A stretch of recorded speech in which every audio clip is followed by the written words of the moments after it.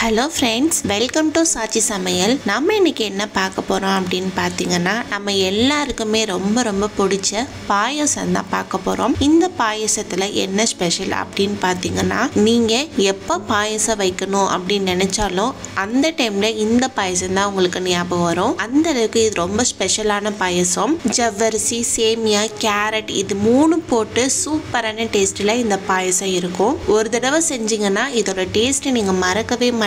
அந்த அளவுக்கு ஒரு அற்புதமான டேஸ்ட்ல இருக்கும். இப்ப வாங்க ரொம்பலாம் டைம் வேஸ்ட் பண்ணாம சூப்பரான டேஸ்ட்ல அந்த பாயசம் எப்படி செய்யலாம் அப்படிங்கறத நம்ம வீடியோக்குள்ள போய் பார்க்கலாம். ஃபர்ஸ்ட் நான் இன்னைக்கு ஒரு 15 போல பாதாம் எடுத்து சுடுதண்ணில போட்டு ஒரு 10 நிமிஷம் மட்டும் ஊற வச்சிருக்கேன். 10 நிமிஷத்துக்கு அப்புறம் பாத்தீங்கன்னா இதுல உள்ள தோல் எல்லாம் நல்லா ஊறி நமக்கு உறிஞ்சு வந்துடும். இப்ப பாருங்க, அந்த பாதாம் எல்லாம் தோல் உரிச்சு எடுத்துட்டு வந்துட்டேன். இப்போ இந்த பாதாமை பொடிசா கட் பண்ணி எடுத்துக்கலாம். பாருங்க, இந்த மாதிரி தான் நான் சொன்னேன். இப்போ இதை எடுத்து ஓரமா வச்சிடலாம். அடுத்ததா பாத்தீங்கன்னா அந்த கப்ல ஒரு கப் அளவுக்கு கேரட் துருவி எடுத்து வச்சிருக்கேன். இந்த பாயசத்துக்கு கேரட் துருவுறது பாத்தீங்கன்னா பெரிய ஓட்டையா இருக்கும் பாத்தீங்களா, அதுல வச்சு துருவணும். அப்பதான் நீட்டமா சாப்பிட்றதுக்கு ரொம்ப சூப்பரான டேஸ்ட்ல இருக்கும். ரொம்ப சின்னதுல வச்சு துருவினீங்கன்னா உங்களுக்கு ரொம்ப பொடிசா போயிட்டு கேரட் இருந்த இடமே தெரியாம போயிடும். அதனால பெரிய ஓட்டையா இருக்கும் பாத்தீங்களா, அதுல வச்சு இந்த கேரட்டை திருவி எடுத்துக்கோங்க.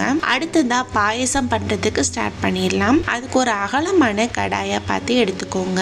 அந்த கடாயில பாத்தீங்கன்னா நான் இன்னைக்கு ஒரு 2 ஸ்பூன் அளவுக்கு மட்டும் நெய் சேர்த்துக்கிறேன். நெய் நல்லா உருகுனதும் நம்ம கட் பண்ணி வச்சிருக்கோம் பாத்தீங்களா பாதாம், அதை எடுத்து போட்டு நல்ல மீடியம் ஃப்ளேம்ல வச்சு ஓரளவுக்கு அதோட கலர் மாற வரைக்கும் வறுத்து விட்டுக்கலாம். ஹை ஃப்ளேம்ல வச்சீங்கன்னா இதோட டேஸ்டே மாறி போயிடும். அதனால இந்த பாயசம் நல்ல ஒரு டேஸ்ட் கொடுக்கறதுக்கு ஓரளவுக்கு நல்ல மீடியம் ஃப்ளேம்ல வச்சுதான் எல்லா பொருளையுமே வறுக்கணும். பாருங்க, சூப்பரா இது நல்லா வறுத்து வந்துருச்சு.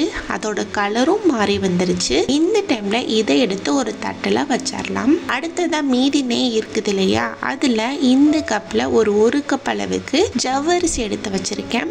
அதை இதுல போட்டு நல்லா பொரிச்சு எடுத்துக்கலாம். நம்ம போட்ட ஜவ்வரிசி ஓரளவுக்கு நல்லா உப்பி பொரிஞ்சு வரணும். எடுத்து சாப்பிட்டு பார்க்கும்போது நல்ல பொறுன்னு நமக்கு இருக்கணும். அந்த அளவுக்கு இருக்கிற மாதிரி பொரிச்சு எடுத்துக்கோங்க. அடுத்ததா இது கூடவே நம்ம எந்த கப்ல ஜவ்வரிசி அளந்தோமோ அதே கப்ல ஒரு கப் அளவுக்கு வறுத்த சேமியா எடுத்து வச்சிருக்கேன். அதை இதுல போட்டு ஒரு 2 நிமிஷத்துக்கிட்ட மட்டும் வறுத்து விட்டுக்கோங்க. பாருங்க, சூப்பரா இது நல்லா வறுத்து வந்துருச்சு. அடுத்ததா இது கூடவே நம்ம துருவி வச்சிருக்கோம் இல்லையா கேரட், அதையும் எடுத்து இதுல போட்டு அதோட கலர் நல்லா மாற வரைக்கும் வறுத்து விட்டுக்கலாம். இது எல்லாமே வறுக்கும் போது பாத்தீங்கன்னா அடுப்பை நல்ல மீடியம் ஃப்ளேம்ல வச்சு பண்ணணும். அப்பதான் டேஸ்ட் நல்லா இருக்கும். பாருங்க, கேரட் அதோட பச்சை வாசனை எல்லாம் போயிட்டு நல்ல ஒரு பதத்துக்கு வதங்கி வந்துருச்சு. இந்த டைம்ல பாத்தீங்கன்னா இந்த 3 பொருளுமே நல்லா வெந்து வரணும். அதனால நான் இன்னைக்கு கேரட் அளந்த கப்ல ஒரு 2 கப் அளவுக்கு மட்டும் தண்ணி சேர்த்து நல்லா மிக்ஸ் பண்ணி விட்டுட்டு இது வேக வைக்க போறேன். பாருங்க, சூப்பரா மிக்ஸ் ஆகி வந்துருச்சு.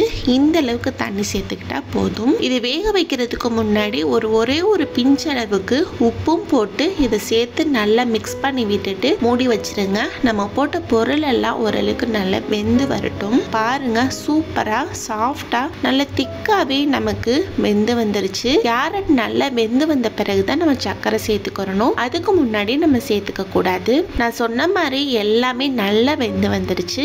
இந்த டைம்ல எந்த கப்ல கேரட் அளந்தோமோ அந்த கப்ல ஒரு கப் அளவுக்கு சர்க்கரை சேர்த்துக்க போறேன். இப்போ நம்ம சேர்த்த சர்க்கரையும் சேர்த்து நல்லா மிக்ஸ் பண்ணி விட்டுட்டு நம்ம வறுத்து வச்சிருக்கிற பாதாம் பருப்பு, அடுத்ததா ஒரு அரை ஸ்பூன் அளவுக்கு ஏலக்காய் பொடி, அதையும் போட்டு நல்லா மிக்ஸ் பண்ணி விட்டுக்கலாம். பாக்குறதுக்கே கலர் சூப்பரா இருக்கு. கடைசியா இதை பால் சேர்த்துக்கலாம்.